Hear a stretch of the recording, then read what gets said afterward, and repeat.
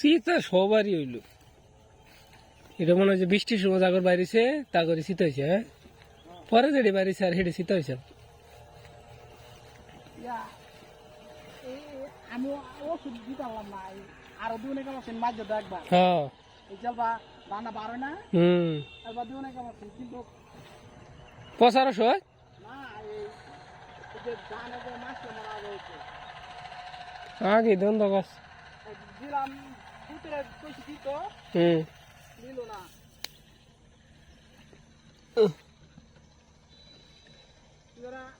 আমিও তো এই পশু দিতে পারছি না।